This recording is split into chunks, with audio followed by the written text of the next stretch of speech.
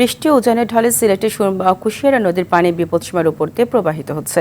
এতে সীমান্তের 5টি উপজেলা প্লাবিত হচ্ছে। সিলেট শহরেও বন্যার পানি প্রবেশ করেছে। এরই মধ্যে নগরীর 4,000 পরিবার পানিবন্দী হয়ে পড়েছে। বিভিন্ন উপজেলার রাস্তাঘাট তলিয়ে আছে পানিতে। এইসব এলাকায় ঘরবন্দী হয়ে মানবেতর জীবন কাটাচ্ছে কয়েক লাখ মানুষের। অন্যদিকে সুনামগঞ্জে সুরমা, বোলাই, রক্তি ও জাদুকাটা নদীর পানি কিছুটা কমেছে।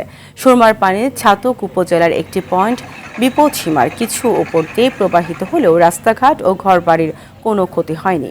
সুনামগঞ্জ পানি উন্নয়ন বোর্ডের নির্বাহী প্রকৌশলী মামুন হাওলাদার জানিয়েছেন, নদীর পানি হাওরে প্রবেশ করেছে এবং ভারী বৃষ্টি না হয় জেলার বিভিন্ন নদীর পানি কমছে। মৌলভীবাজারের শ্রীমঙ্গলে নিম্নাঞ্চল প্লাবিত হয়ে দুর্ভোগে রয়েছেন বাসিন্দারা।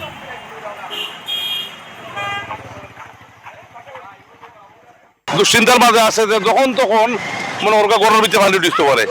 আমরা বর্তমানে খুব বিপর্যয়ের মুখে আছি।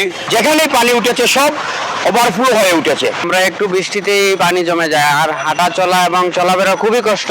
ক্ষতিগ্রস্ত যে এলাকাসমূহ সেগুলো তাদের ক্ষয়ক্ষতি সাপেক্ষে তাদেরকে ত্রাণ সহযোগিতা প্রদান করা হচ্ছে। এই মুহূর্তে সুনামগঞ্জ থেকে সরাসরি যোগ দিচ্ছেন সহকর্মী শহীদ নূর আহমেদ। নূর, নদ নদীর পানি বাড়ায় বন্যা পরিস্থিতির কি অবস্থা দেখছেন এই মুহূর্তে জানাবেন।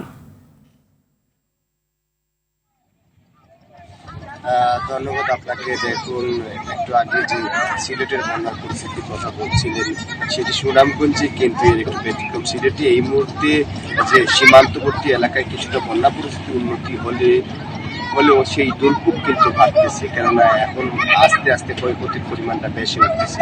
যদি বলি আমি যে সিলেটের সীমান্তবর্তী এলাকা থেকে পানি নেমে কিন্তু সিলেটে শহর এবং বিভিন্ন এলাকা থেকে কিন্তু পানি বিপদসীমার উপরে আছে। তবে সুনামগঞ্জে যেহেতু হাওড়ে এখন পর্যন্ত অনেক হাওড় আসলে পানিতে ভরাট হয়নি, এই কারণে সুনামগঞ্জে যে নিম্নাঞ্চলে দেখতে পাচ্ছেন, এই যে আমার পেছনে পুরো একটা মাঠ, ইতিমধ্যেই উজান থেকে পানি এসে তলিয়ে গেছে। বিপদসীমার উপরে কিন্তু সুনামগঞ্জে পানি না থাকলেও এই নিম্নাঞ্চলে পানির চাপ সৃষ্টি হচ্ছে। একটু জানিয়ে রাখি, সাতকি কিন্তু এখনো পর্যন্ত 54 সেন্টিমিটার উপর দিয়ে আছে। তবে স্বস্তির খবর হচ্ছে হাওরে প্রবেশ করার কারণে এই এলাকার মানুষই অতটা শঙ্কিত না। তারপর প্রশাসনের পক্ষ থেকে তারা দুর্যোগ মোকাবেলা প্রস্তুতি নিচ্ছেন।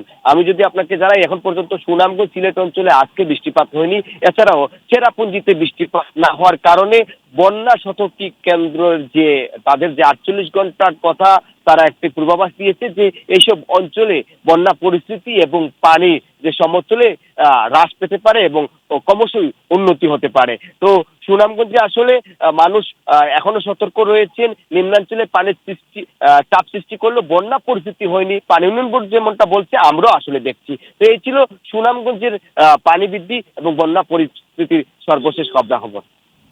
আপনাকে ধন্যবাদ।